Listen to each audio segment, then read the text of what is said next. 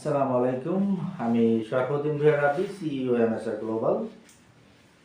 একটি গুরুত্বপূর্ণ ইনফরমেশন নিয়ে আপনাদের সামনে আমি হাজির হলাম।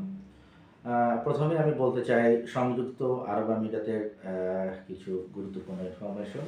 অনেক জায়গায় আপনারা এখন দেখতে পাচ্ছেন সংযুক্ত আরব আমিরাত নিয়ে অনেকেই অনেক অ্যাড দিচ্ছে বা বিভিন্ন রকমের ফেসবুক পেজে দেখা যাচ্ছে অ্যাড দিচ্ছে, কিন্তু আসলে মেইন যে আপডেটটা এই পর্যন্ত আজকে পর্যন্ত সংযুক্ত আরব আমিরাতে বাংলাদেশিদের জন্য কোনো রকম কোনো ভিসা এখনও তারা ইস্যু করছে না, ওপেন নেই। আবারও বলছি, সংযুক্ত আরব আমিরাতে এখনও কোনো রকম কোনো ভিসা ওপেন হয়নি। হ্যাঁ, অনেকে বলছে জানুয়ারি থেকে খুলবে, আমরাও শুনতে পাচ্ছি জানুয়ারি থেকে খুলবে, কিন্তু অফিসিয়ালি কোনো রকম কোনো অ্যানাউন্সমেন্ট এখনও আসেনি। যেটা আমরা জানতাম যে তারা একটি সাধারণ ক্ষমা ঘোষণা করেছিল ভিতরে যারা আছেন অবৈধ তাদের বৈধতার জন্য, কিন্তু এটার মেয়াদও ডিসেম্বরে শেষ হয়ে যাবে। তো এখন আমরা আশা করছি জানুয়ারি থেকেই হয়তো ওপেন হবে, কার্যক্রম জানুয়ারি থেকে শুরু হবে, বাট আমরা যতটুকু বুঝতে পারছি ফেব্রুয়ারির ফার্স্ট উইক থেকে আবার আগের মতো হয়তো বা নর্মাল হয়ে যাবে ভিসা। এটাই এই পর্যন্ত আপনার সংযুক্ত আরব আমিরাতের আপডেট।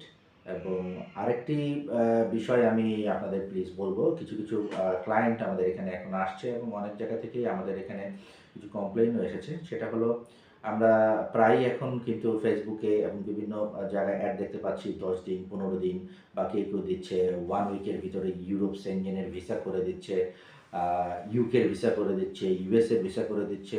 তো দেখেন, আপনারা এত পাগল হবেন না এইসব বিষয় নিয়ে, কারণ আপনারা একটু সব অ্যাড দেখেন, কোনো সমস্যা নেই, কিন্তু না বুঝে যদি আপনারা সেই ফাঁদে পা দেন অবশ্যই প্রতারিত হওয়ার সম্ভাবনাটাই অনেক বেশি থাকবে। কারণ 7 দিনে 15 দিনে ইউএসএর ভিসা কিভাবে সম্ভব? কারণ একটা ডকুমেন্টস রেডি করতে, ডকুমেন্ট রিসার্চ করার পর, আমি অ্যাসেসমেন্ট করার পর, তাদের অ্যাপয়েন্টমেন্ট, এম্বাসি ফি এবং জমা দেওয়ার পর ভিসার আপনার পাসপোর্ট ডেলিভারির টাইম সব কিছু মিলে আসলে 10 ডেজ 15 ডেজে কীভাবে সম্ভব? এবং সেনজেনের ব্যাপারেও ঠিক সেম থিংস, ইউকের ব্যাপারে সেম থিংস। সো যারাই আছেন, হ্যাঁ আপনারা বিদেশ যেতে চাচ্ছেন, হয়তোবা সেটেলমেন্টের জন্য যেতে চাচ্ছেন বা ভ্রমণে যেভাবেই যেতে চাচ্ছেন না কেন, দয়া করে যে কোনো ধরনের অ্যাড দেখেই তার উপরে হুমড়ি খেয়ে পড়বেন না। আগে বিষয়টা জানুন, যাচাই বাছাই করুন, তারপরে আপনারা আসলে আপনাদের কাজ স্টার্ট করুন। তো গাইস, আজকে এই পর্যন্তই। আশা করি আমার এই ভিডিওটা আপনাদের উপকারে আসবে। ধন্যবাদ। পরবর্তীতে আবার দেখা হবে। আল্লাহ হাফিজ।